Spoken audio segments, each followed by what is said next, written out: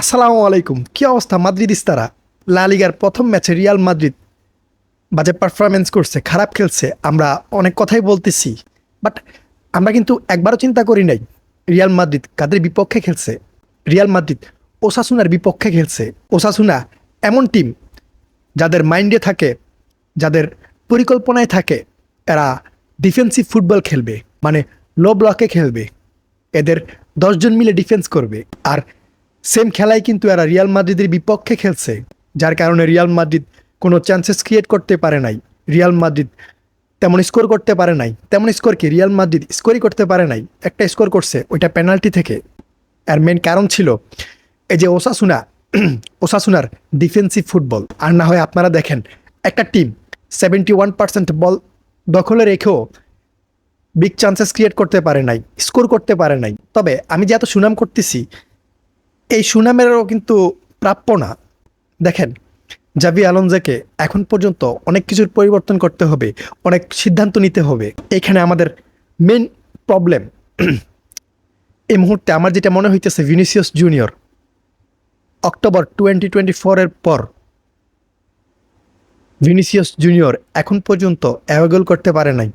আপনি চিন্তা করেন, অক্টোবর 2024, এখন অক্টোবর আসতেছে, প্রায় 1 বছর ভিনিসিয়াস জুনিয়রের কোনো অ্যাওয়ে গোল নাই। কেন ভাই? মানে ভিনিসিয়াস জুনিয়র খেলতেছে, সে জাস্ট খেলতেছে, তার প্রেস করার মন মানসিকতা নাই, অ্যাটাক করার মন মানসিকতা নাই, ড্রিবলিংয়ে তার মন নাই।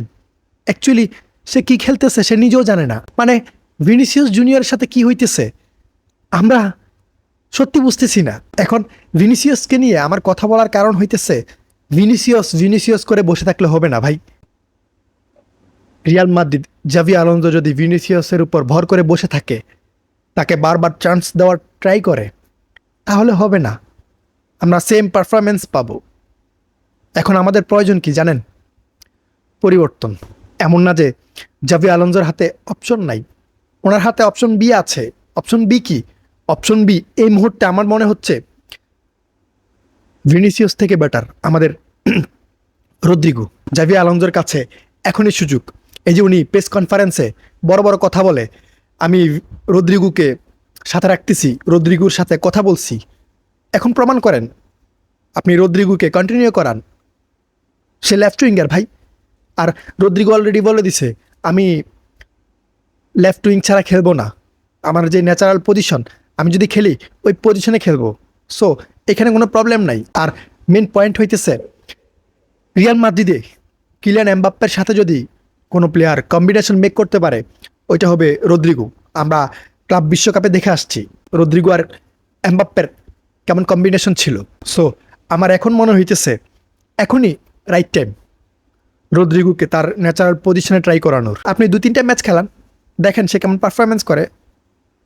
আর ভিনিসিয়াসকে ওই 2-3টা ম্যাচ বেঞ্চ করে দেখান, তার মধ্যে রাগ আসুক, খুব আসুক, দেন সে ভালো পারফরমেন্স করবে, দেখেন। এরপর কিলিয়ান এমবাপ্পের এখানে কিছু প্রবলেম আছে যা আমি নোটিস করছি। হ্যাঁ, last season Kylian Mbappe Real মাদ্রিদকে একা ক্যারি করছে, এখন পর্যন্ত করতেছে। লাস্ট ম্যাচও তার টপ নচ পারফরমেন্স ছিল। তবে মেইন প্রবলেম হইতেছে, এই যে কিলিয়ান এমবাপ্পে, সে কিন্তু রিয়াল মাদ্রিদে আসার পর তার ন্যাচারাল পজিশন পাইতেছে না। তার ন্যাচারাল পজিশন কি? Left wing. সে একজন লেফট উইঙ্গার, যার কারণে তাকে নাম্বার 9 পজিশনে খেলানোর পরেও সে বারবার লেফটে মুভ করতেছে, লেফট সাইডে খেলা ট্রাই করতেছে। আর লেফট সাইডে খেলার সময় কিলিয়ান এমবাপ্পে ভালো পারফরমেন্স করে, তার পিওর গেম যেটা, ওইটা আমরা পাই। এই সিজন না, লাস্ট সিজনেও কিন্তু আমরা সেম প্রবলেম দেখে আসছি। এমবাপ্পে বারবার লেফটে মুভ করে, সে লেফট থেকে খেলা ট্রাই করে। আর আপনার পজিশনে যদি একজন প্লেয়ার যায়, অবশ্যই আপনার ডিস্টার্ব হবে। সেম ভিনিসিয়াস জুনিয়র সাথে হইতেছে। কিলিয়ান এমবাপ্পে যখন লেফটে চলে যায়, তখন ভিনিসিয়াস তার গেম হারিয়ে ফেলে। তার যেই প্ল্যান, তার যেই মুভমেন্ট, ওইটা সে হারিয়ে ফেলে। এখন অ্যাকচুয়ালি জাভি আলোনসোর কি করার আছে? করার আছে ভাই, আপনি চাইলে কিলিয়ান এমবাপ্পেকে লেফটে শিফট করাইতে পারেন। স্ট্রাইকার হিসাবে আমাদের গঞ্জালো গার্সিয়া আছে। গঞ্জালো গার্সিয়ার গেম অনেক কোয়ালিটিফুল, যেভাবে পজিশন ধরে ফুটবল খেলে, ওইটা আমরা ক্লাব বিশ্বকাপে দেখছি ভাই। ক্লাব বিশ্বকাপের টপ স্কোরার ছিল, আর সে কোয়ালিটিফুল। তার মধ্যে একজন একজন নাম্বার 9-এর মধ্যে যেসব কোয়ালিটি থাকার প্রয়োজন, ট্যালেন্ট থাকার প্রয়োজন, সব কিছু গঞ্জালো গার্সিয়ার মধ্যে আছে। সো প্রবলেম কি? আপনারা একটা কাজ করেন,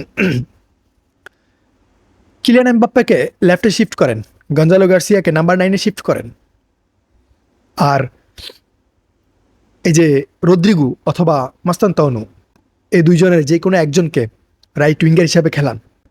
আমার মনে হয় অ্যাটাকিং লাইনে ব্যালেন্স আসবে, যে ব্যালেন্স এই মুহূর্তে নাই। আমাদের ডিফেন্সিভ লাইন ঠিক আছে, মিডে মোটামুটি প্রবলেম আছে আমি বলতেছি, বাট মেন প্রবলেম আমাদের অ্যাটাকিং লাইনে। এখানে ব্যালেন্স প্রয়োজন, যেটা ভিনিসিয়াস জুনিয়র আর কিলিয়ান এমবাপ্পেকে দিয়ে হইতেছে না। এখানে আই থিঙ্ক পরিবর্তনের প্রয়োজন আছে। এরপর মিডে আর্দাগুলারকে আপনি কন্টিনিউ খেলান। আর্দাগুলারের কাছ থেকে আপনি ভালো পারফরমেন্স নিয়ে আসতে পারবেন। রিয়াল মাদ্রিদের বেস্ট মিডফিল্ডার হবে আর্দাগুলার, শুধুমাত্র রিয়াল মাদ্রিদের না। আপনারা দেখবেন যদি আর্দাগুলার কন্টিনিউ চান্স পায়, সে বেস্ট মিডফিল্ডার হবে। তার কাছ থেকে আমরা প্রচুর পরিমাণ বল সাপ্লাই পাবো। সে চান্সেস ক্রিয়েট করবে, বিগ চান্সেস ক্রিয়েট করবে। আর্দাগুলার ওই কোয়ালিটির প্লেয়ার। এরপর লাস্ট ম্যাচে আমরা যেটা দেখছি, ব্রাহিম ডিয়াজকে রাইট উইঙ্গে স্টার্ট করাইছে।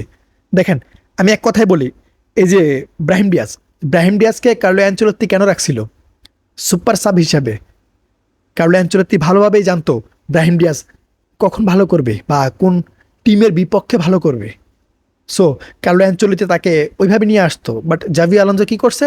তাকে স্টার্টিংয়ে রেখে দিছে এবং ফার্স্ট ম্যাচে খেলাইছে। আমার মনে হয় না এখানে ব্রাহিম ডিয়াজকে স্টার্ট করানোটা ঠিক হবে। হ্যাঁ, ব্রাহিম ডিয়াজ কোয়ালিটিফুল, বাট একজন সুপার সাব হিসেবে ব্রাহিম ডিয়াজ অনেক ভালো পারফরমেন্স করে।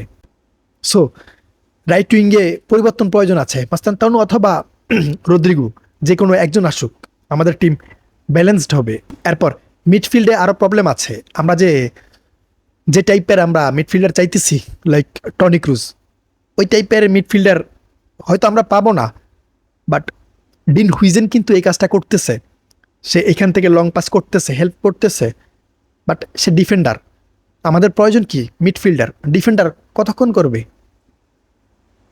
এখন এই সমস্যার সমাধান কি আমি এখন পর্যন্ত বুঝতেছি না।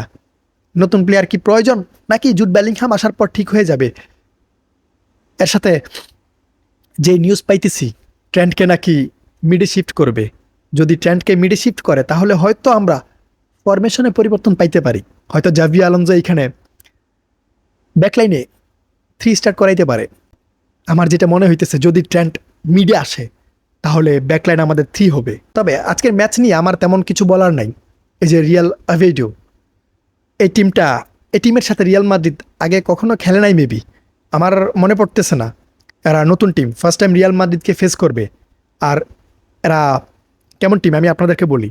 আমি যতটুকু দেখলাম বা জানছি, এরা লো ব্লকে ফুটবল খেলে। লো ব্লকে কখন খেলে? লো ব্লকে খেলে এরা বিগ টিমগুলোর বিপক্ষে, যেন স্কোর হজম না করে। আর নর্মালি আমরা ভালোভাবেই জানি এসব টিম লো ব্লকে খেলার ট্রাই করে, বিপরীত পক্ষকে আটকানো ট্রাই করে। আর লো ব্লক টিমের বিপক্ষে কিভাবে স্কোর বের করতে হয়, ওইটা জাভি আলোনসো ভালোভাবেই জানে। হ্যাঁ, লাস্ট ম্যাচে আমাদের মিস্টেক ছিল, জাভি আলোনসো বুঝতে পারে নাই। বাট জাভি আলোনসো স্কোর বের করবে। এই ম্যাচে দেখবেন রিয়াল মাদ্রিদ 3-4 গোলে উইন হবে। আমি ম্যাচ দেখি, দেন ম্যাচের পরে বাকি কথা বলবো। যেহেতু এদের ম্যাচ আমার দেখা হয় নাই, সো তেমন ধারণা নাই।